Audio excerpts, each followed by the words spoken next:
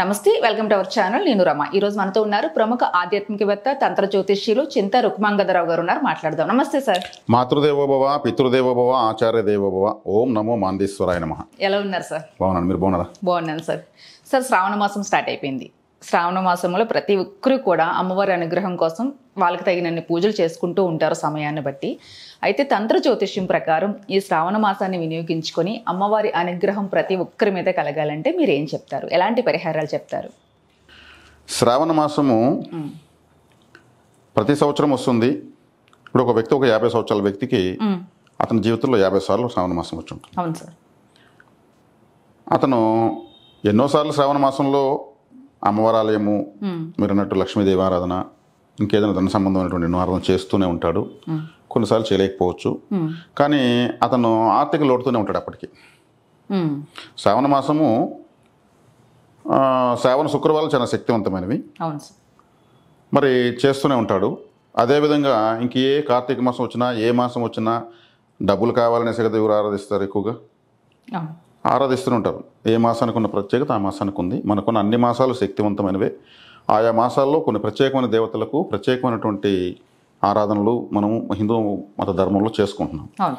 మరి అతనికి ఎందుకు లక్ష్మీ కటాక్షం కలగలేదు? అలాగే ఎక్కువ మంది ఉన్నారు. ఇంకా శ్రావణ మాసంతో అందరికీ డబ్బులు వచ్చేస్తే ఆ తర్వాత జ్యోతిషము అవసరం లేదు, ఎవరికి ఏమీ అవసరం లేదు. శ్రావణ మాసంతో ఒక దాంతో వెళ్ళిపోవచ్చు, మంచి స్థాయికి వెళ్ళిపోవచ్చు. కానీ కావడం లేదు. నేను చెప్పిన లాజిక్ ఉంది కదా మీకు. కానీ శ్రావణ మాసాన్ని ఎవరు నెగ్లెక్ట్ చేయరు, ఆశతో చేసుకుంటారు, ఆశతో చేస్తారు. కలిగే వాళ్ళు కలుగుతా ఉంది, ఎక్కువ మందికి కలగడం లేదు. మీరు చెప్పింది కరెక్టే. ఎందుకంటే ఇక్కడ శ్రావణ మాస ఆరాధన వల్ల నిజంగా వాళ్ళ ఆర్థిక పరిస్థితులు ఫుల్ఫిల్ అవుతున్నాయా లేదా అనేది ఇంపార్టెంట్. ఇక్కడ శ్రావణ మాసం చాలా గొప్పది, శక్తివంతమైనది, దేవత ఆరాధనకు విశేషమైనది, ఎన్నో ప్రత్యేకతలు కలిగినటువంటి మాసం అన్నమాట ఇది. మరి ఇక్కడ శ్రావణ మాసాన్ని చూసుకునేది మీరు తంత్ర జ్యోతిషము ద్వారా ఏం చెప్తారని అడిగారు కాబట్టి, ఈ తంత్ర జ్యోతిషంలో ఏం చెప్తుందంటే ధన సంబంధమైనటువంటి స్థానం ఏది వాళ్ళ జాతకంలో, ఫైనాన్స్కి ఒక ప్లేస్ ఉంటుంది. ఆ ప్లేస్ని యాక్టివేట్ చేస్తే లైఫ్ అంతా శ్రావణ మాసమే. లైఫ్ అంతా శ్రావణ మాసమే. ఆ ప్లేసు బలహీనంగా ఉంటే ప్రతి నెల శ్రావణ మాసం వస్తూ ఉంటే కూడా మీరు పూజ చేస్తే కూడా ఇక్కడ మన క్యాష్ పాయింట్ అనేది ఫైనాన్షియల్ అనేటువంటి ప్లేసు బలహీనంగా ఉన్నప్పుడు శ్రావణ మాసంలో పట్టించుకున్నా వచ్చిన ప్రయోజనం ఏం లేదు. శ్రావణ మాసం జాతకంలో ఎక్కడుందంటే 2వ స్థానంలో ఉంటుంది. ఇప్పుడు 12 మాసాలు మనకు ఉన్నాయి, 12 రాసులు ఉన్నాయి, 12 లగ్నాల వాళ్ళు ఉన్నారు, 12 రాసుల వాళ్ళు ఉన్నారు, 20 నక్షత్రాల వాళ్ళు ఉన్నారు. ప్రతి ఒక్కరికి 2వ స్థానము ధనస్థానము, దాని పేరు ధనస్థానము. బ్యాంక్ పాస్బుక్ అంటే 2వ స్థానము. కాబట్టి ఆ స్థానాన్ని యాక్టివేట్ చేస్తే లైఫ్ అంతా శ్రావణ మాసమే. చక్కగా వాళ్ళు ఆ శ్రావణ మాసంలో అన్నదానాలు చేయొచ్చు. నాకు బాగా డబ్బులు ఇచ్చింది అమ్మవారు అనేసి ఆ సమయంలో ఆలయాలకు అలంకరణలకు సీరియల్ సెట్ వేయచ్చు, ఆ పుష్పాలంకరణ చేయొచ్చు, అమ్మవారికి ప్రత్యేకమైన వస్త్రాలు సమర్పించవచ్చు. అన్ని పూజలు మేమే ఉభయదారులుగా ఉంటాము, మేమే దాతలుగా ఉంటాము, మేమే సమర్పకులుగా ఉంటామని కూడా ఇస్తూ ఉండొచ్చు. పెద్దవాళ్ళకు డబ్బున్న వాళ్ళు ఇస్తూ ఉంటారు. వాళ్ళ జీవితం అంతా శ్రావణ మాసంగా ఉంటుంది. వాళ్ళకి 2వ స్థానం బలంగా ఉంటుంది. 2వ స్థానం బలంగా లేని వాళ్ళు ఆరాధిస్తూ ఉంటారు, ప్రదర్శనలు చేస్తూ ఉంటారు, వాళ్ళు ఏడుస్తూ ఉంటారు, నివేదిస్తూ ఉంటారు, కాపాడమ్మ శ్రావణ మాసంలో మనం పూజ చేద్దాం. వాళ్ళకి 2వ స్థానం బలహీనంగా ఉన్నప్పుడు అనుమతి లేదు 2వ స్థానంలో వాళ్ళకు.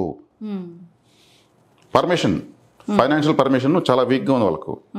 వాళ్ళు ఆరాధిస్తూనే ఉంటారు. కాబట్టి ఇక్కడ శ్రావణ మాసం ఉంటుంది, వెళ్ళిపోతుంది. నేను చెప్పినట్టు ఒక 50 సంవత్సరాల వ్యక్తికి 50 సార్లు వచ్చి ఉంటుంది, 60 సంవత్సరాల వ్యక్తికి 60 సార్లు వచ్చి ఉంటుంది. ఆర్థికంగా అన్ని లోటుగానే ఉంటాయి. డబ్బు ఉంటే ఇల్లు కట్టుకోవచ్చు, మంచి వాహనాలు తిరగచ్చు, పిల్లలను గొప్ప చదువులు చదివించవచ్చు, మంచి బట్టలు కట్టుకోవచ్చు, 3 పూట్ల నేతతో ఉన్నట్టు అన్నం తినచ్చు, చేతి నిండా ఉంగరాలు వేసుకోవచ్చు, ఏనైనా చేయొచ్చు. మరి నాకు జీవితంలో ఇల్లు కట్టడం ఒక పెద్ద కళగా మిగిలిపోయింది, నేను చచ్చేలోకి ఇల్లు కట్టాలంటూ ఉంటారు. అంటే ఎంతో ఖర్చు పెట్టి, ఎంతో నష్టపోయి, ఎంతో సంపాదించి ఇల్లు కట్టలేని పరిస్థితులు ఉంటారు. గృహయోగం ఉండదు. ఏ యోగం కావాలన్నా లక్ష్మీ యోగం ఉండాలి. ధనం మూలం ఇదం జగత్, ప్రతి ఒక్కదానికి ధనమే కారణం. కాబట్టి ఇక్కడ చేయాల్సింది శ్రావణ మాసం అంటే ఏ మాసమైనా సంబంధం లేదు అంటున్నారు.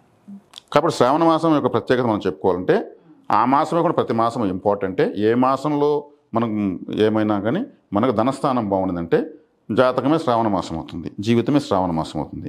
కాబట్టి ఈ 2వ స్థానాన్ని ఎలా బలపరచుకోవాలి? 2వ స్థానం అంటే బ్యాంక్ పాస్బుక్ అని మన బ్యాలెన్స్ ఏంటో తెలియజేసేది. కాబట్టి 2వ స్థానానికి సంబంధించిన గ్రహం ఎక్కడుంది, ఆ గ్రహానికి సంబంధించినటువంటి ఏ నక్షత్రంలో వెళ్తా ఉంది. మేము తంత్రదోషం చెప్తాం. 2వ స్థానం నిర్జీవమైంది అనుకోండి, నిర్జీవం అంటే ప్రాణం లేదు, డబ్బులు ఏంటికి వస్తుంది? అంటే అట్టడుగు స్థాయి వాళ్ళు వాళ్ళు ఏ పూజలు చేయగలరు? డబ్బే పూర్తిగా రానప్పుడు యాచన వృత్తిలో కూడా ఉంటారు వాళ్ళు. వాళ్ళు మనుషులే కదా, భూలోకంలో కదా ఉన్నారు, మంచి స్థాయిలో ఉంటారు. కాబట్టి రెండో స్థానం నిర్జీవం అంటే ప్రాణం లేదని అర్థం. మరి దానికి ఎట్లా ప్రాణం ఎలా తేవాలి, దానికి ఎట్లా యాక్టివేట్ చేయాలి? ఇప్పుడు ఫోన్లో ఛార్జింగ్ అయిపోయింది, మరి దానికి ప్రాణం ఇవ్వాలి కదా, నైవేద్యం పెట్టాలి కదా, ఛార్జింగ్. మళ్ళీ ఛార్జింగ్ సేమ్ రెండవ స్థానాన్ని ఎలా ఛార్జ్ చేయాలి? ఆ రెండవ స్థానాధిపతి ఎంత బలహీనంగా కూడా దాన్ని ఎలా ఛార్జ్ చేయాలి అంటే మళ్ళీ ఎలా శక్తిని ఇవ్వాలి అంటే రెండవ స్థానం అంటే కుటుంబము, భార్య పిల్లలు, లేదా స్త్రీలు అయితే భర్త పిల్లలు, వాళ్ళకి ఇంట్లో మాటకు విలువే ఉండదు. ఈ రెండవ స్థానంలో డబ్బు నిలవదు, రాదు, లేదా చాలదు. వీళ్ళకి ఎప్పుడు నిలుస్తుందంటే ఇంట్లో వాళ్ళ పేరుతో వ్యాపారాలు చేయాలి, ఇంట్లో వాళ్ళ పేరుతో ఇచ్చేసి వాళ్ళతో ఏదైనా చేపించాలి. కొంతమంది ఉంటారు అన్నీ భార్యకి అప్పగిస్తారు, ఆమె రెండో స్థానం బాగుంటుంది.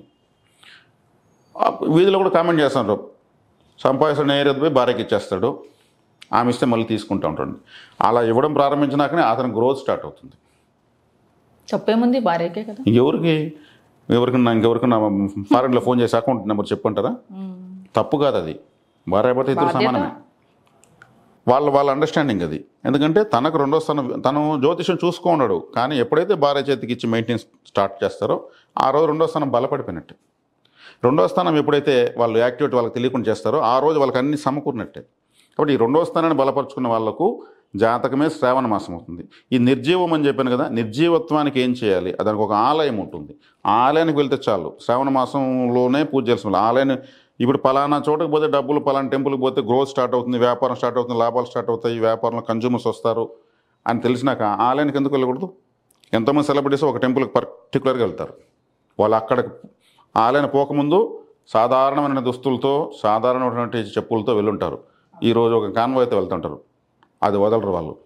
వాళ్ళకి అర్థమైపోతుంది ఇక్కడ మనకు పవర్ పాయింట్, మన లైఫ్ ఛార్జ్ అవుతుంది అనేసి. తిరుగులేని విధంగా ఆలయం అలా ఉంటుంది కదా సార్, కంపల్సరీ ఉంటుంది, దాంట్లో సందేహం లేదు. తంత్రదోషం ద్వారా క్యాచ్ చేయాలి. తంత్రదోషం ద్వారా ఆలయ పరిహారము, వ్యక్తిగత పరిహారము, తంత్ర పరిహారం 3 చెప్పిస్తాం. వాళ్ళు యాక్టివేట్ చేసుకోవచ్చు. ఒకసారి వెళ్ళొచ్చి గురువుగారు మాకు డబ్బులు రాలేదండి అంటే కాదు. ఒక చెట్టు పెడితే కలుపు తీయాలా, 20 ఏళ్ళ నీళ్ళు పోయాలా, దానికి చీడపీడలు వస్తే కొట్టుకోవాలి, అదే చెట్టు మళ్ళీ రూట్స్ బాగుంటే ఫ్రూట్స్ ఇస్తుంది. అంతే, ఖచ్చితంగా టైం పడుతుంది.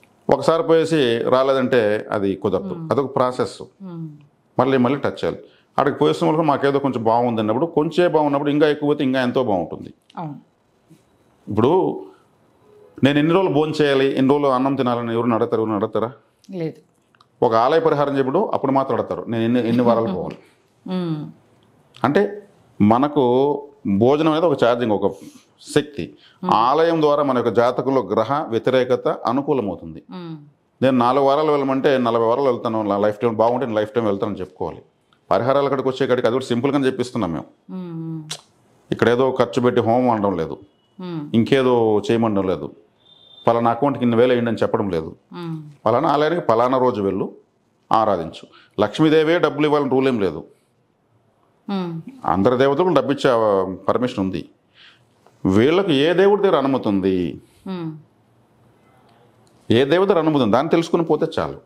కాబట్టి మేము తంత్ర జ్యోతిష పరిహారాలు అడిగారు కాబట్టి రెండవ స్థానాధిపతిని మేము క్యాలిక్యులేట్ చేసి వాళ్ళకి చెప్పించేస్తాం.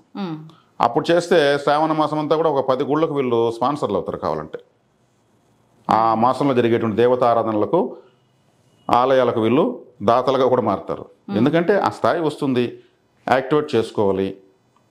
ఇప్పుడు మనకు ఒక పిల్లవాడిని కన్ని పెంచి పోషించాలంటే ఒక రోజు అవుతుందా? ఒక ప్రయోజకం చేయాలంటే మన ఆర్థిక సంపదను కూడా అలాగే చేసుకోవాలి. ఏదైనా ప్రాసెస్సే.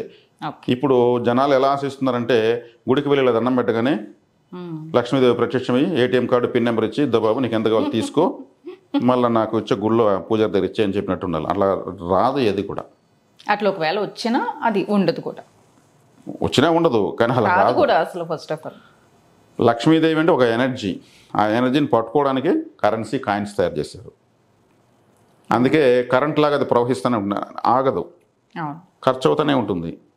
దాన్ని పట్టుకోవడానికి కావాల్సినటువంటి రూపమే కరెన్సీ నోట్లు, కాయిన్స్. ఏ దేశానికి ఆ దేశం వాళ్ళు తయారు చేసుకున్నారు. కానీ ఆమె లేకపోతే ఏమి కుదరదు. ఆ ఎనర్జీ మన వైపు ప్రవహించాలంటే మనం ఏ దేవతల ఆరాధన ఉంది దాన్ని తెలుసుకోవాలి, దాన్ని మేము తెలియజేస్తాం. ఇప్పుడు అందరికి ఈక్వల్ ఒకే దేవుడు రాడు. భైరవుని ఆరాధిస్తే డబ్బులు వస్తుంది, ఈశ్వరుని ఆరాధిస్తే డబ్బులు వస్తుంది, ఇంకొంతమందికి మహావిష్ణుని ఆరాధిస్తే వస్తుంది. వాళ్ళకి ఏ దేవత అనేది ఆడ మాకు తెలుస్తుంది, జాతకంలో తెలుస్తుంది. ఓకే. ఒకవేళ ఈ పరిజ్ఞానం ఉన్న వాళ్ళు వాళ్ళ జాతకం వాళ్ళు చూసుకొని చేసుకోవచ్చు. కాబట్టి శ్రావణ మాసం అనేది చాలా ప్రత్యేకమైనది. శ్రావణ మాసానికి ఉన్న ప్రత్యేకత మనకు మరింత రావాలంటే వ్యక్తిగత జాతకంలో 2వ స్థానాన్ని బలపరచుకోవాలి. ఆటోమేటిక్గా డబ్బులు వస్తుంది. ఇది నేను చెప్పదలుచుకున్న వివరణ. అంతే, మీరు చెప్పింది ప్రాక్టికల్గా కరెక్టే. ఏ మాసమైనా మన జాతకంలో యోగం ఉంటే అది ఇంకా బెనిఫిట్ అవుతుంది ఆ టైంలో చేస్తే. అవును. ఓకే సార్, నమస్తే. ధన్యవాదాలు.